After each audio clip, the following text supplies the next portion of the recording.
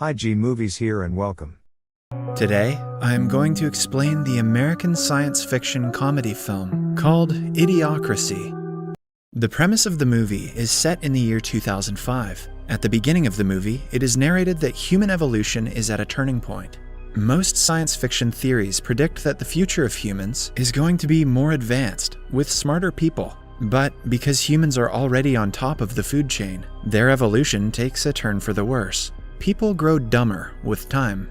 In such conditions, the U.S. Army librarian, Corporal Joe Bowers, is approached by his seniors, proposing he be a part of an important experiment. Joe, who had planned to stay a librarian until retirement, is annoyed, but he has to follow orders. Then, we are taken to a private meeting between some high-ranking military officials.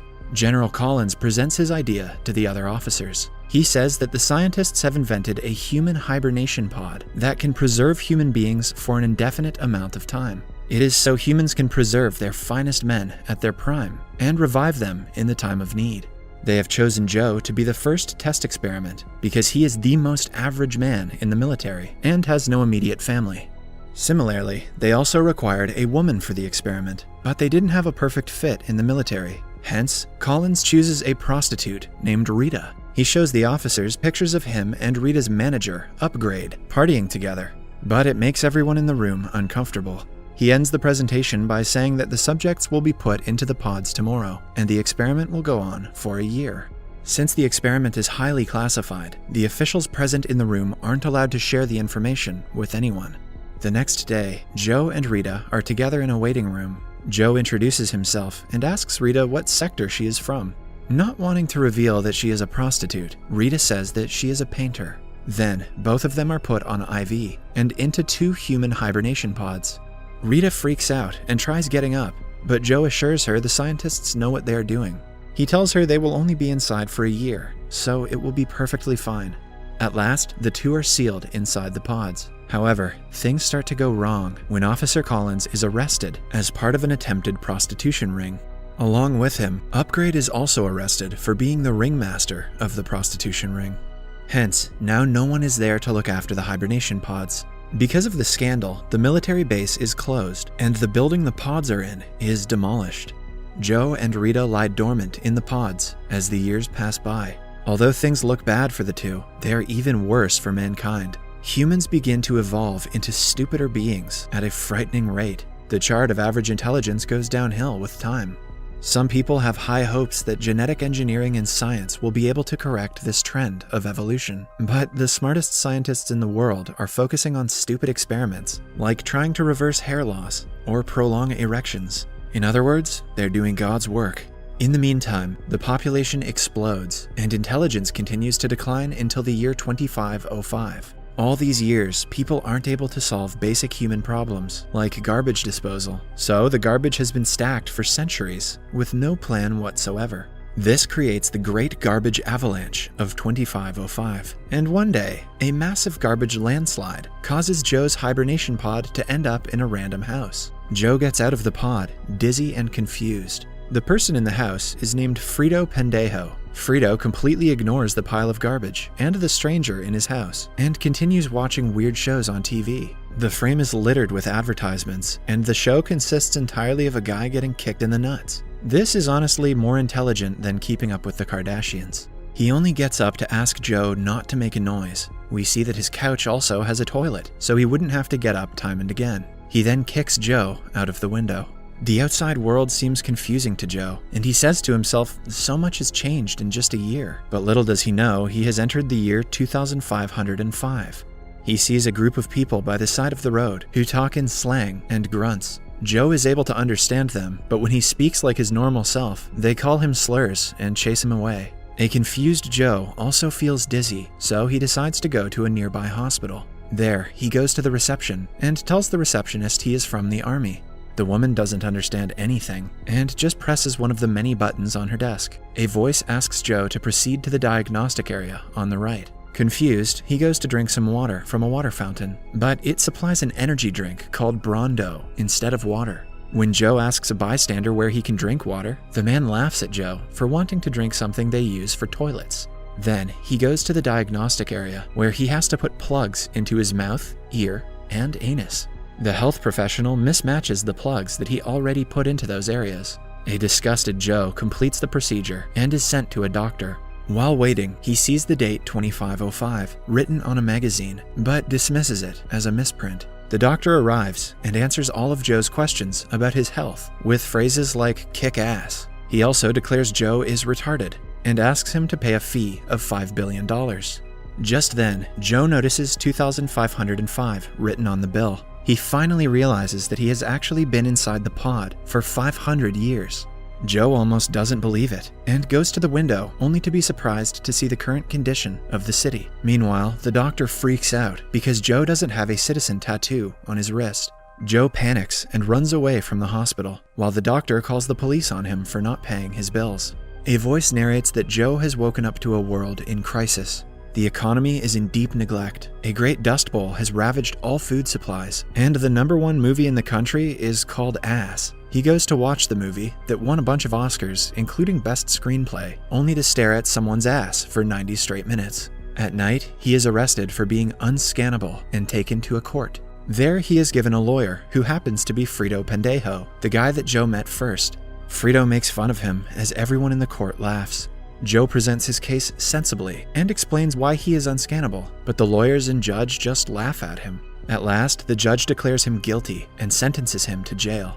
Meanwhile, Rita also comes out of the pod and is trying to contact her manager and boyfriend, Upgrade.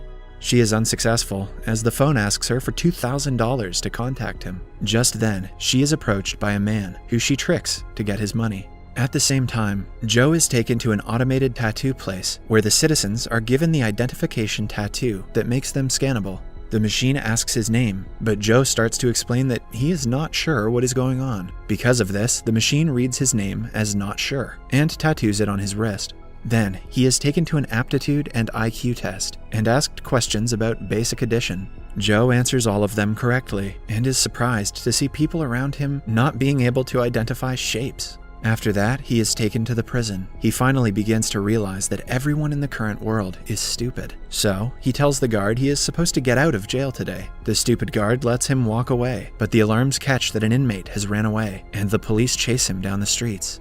Joe somehow gets away from them and goes to Frito's place again. He believes that someone has created a time machine within the past 500 years and asks Frito's help in getting to one. Frito doesn't agree to help Joe, but Joe tricks him by saying that he will give him $8 billion for his help. Eventually, Frito reveals that he knows where the time machine is, because Frito likes money. Just then, the police knock on the door, looking for Joe. The two run away through the window and drive to the museum. On their way, they meet Rita, who is still scamming the same guy. Rita gets in the car and is worried that Upgrade will come looking for the money she owes him, still oblivious that he is already dead. As they drive, something from outside the car scans Joe's wrist, and the police are notified of his location. The car's battery runs out, and they get out of it. Right after, the police approach the car and fire at it. Soon, a bunch of people join and start fighting each other in excitement. Joe, Frito, and Rita run away in hopes of getting to the time machine. Joe then takes the two to Costco, which is now the center of all trades. He even claims to have studied law in Costco. As they wait for the metro, Rita goes to the bathroom. Before she returns, Joe's wrist is accidentally scanned again, and the whole place is alerted of a criminal's presence. The metro arrives, and Frito gets on it, but Joe waits for Rita, only to be caught by the police. However, this time he is taken to the White House instead of prison. There, a confused Joe meets the President Camacho and his secretaries. Camacho makes fun of him, saying that he thought Joe's head would be bigger because he is smart. It turns out that the IQ test Joe took in prison surprised everyone because he had the highest score they had ever seen. Hence, because of his intelligence, the president makes Joe the new Secretary of Interior. To Joe's surprise, they also declare him the smartest man in the world. Everyone then goes to the House of Representin, where the president announces that the problems of food scarcity and the Dust Bowl will be solved by their new Secretary of Interior, Mr. Not Sure.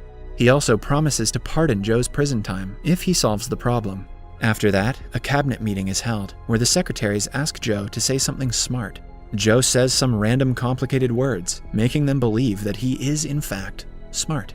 Then, Joe asks Frito to draw a map of the location of the time machine until he can distract the secretaries. Later, he takes them to a field where crops are supposed to be grown. He also asks them to get Rita because she might be able to help them with the crops. Frito secretly hands Joe the map. At the same time, Rita arrives there. Joe takes her aside, planning to run away using the map. But his plan fails when he sees that Frito's map is just a couple squiggly lines.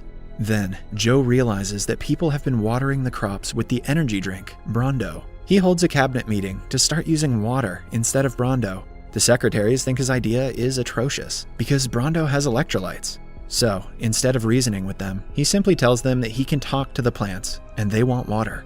Joe doesn't know that the energy drink has caused salt to develop over topsoil, which killed the plants and caused the Dust Bowl. Hence, he is actually solving their problems. For a few days, everything goes as planned, but soon, Brondo's stock drops to zero because of the decreased production.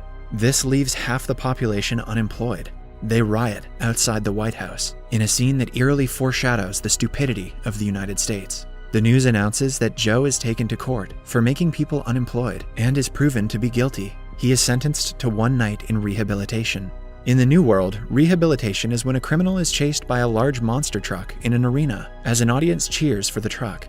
The rehabilitation mostly ends with the criminal's death. Joe is taken to the arena while Rita sadly returns to the White House, ready to go to the time machine with Frito. The rehabilitation is broadcasted on national television. Joe is chased by a massive killing truck as he drives around in a small car with a dildo strapped to the hood. Just then, Rita notices a rose plant growing outside. She realizes that Joe's idea to water the plants has worked and asks Frito to take her to the arena. She plans to broadcast the crops on the Jumbotron so Joe's punishment would be pardoned.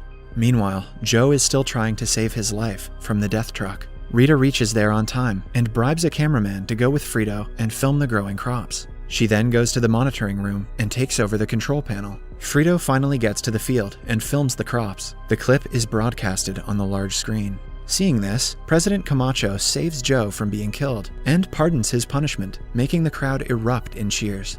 Now, everyone is at a frat party in the White House. Rita reveals that she doesn't want to return home because she likes the future better. Joe is surprised but doesn't force her to come with him. The two say their final goodbye. But before Joe leaves, the president calls him on stage and declares him the new vice president. Everyone looks at Joe with hopeful eyes, making him agree to stay in 2505. Then, one person calls the time machine a stupid ride anyway. Frito takes a confused Joe to the machine, and it is finally revealed that the time machine is actually just a children's ride.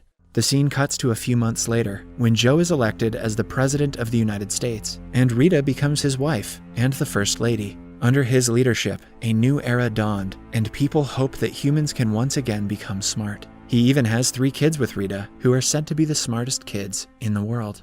Subscribe for more videos like this. Thank you for watching. Subscribe us for more videos.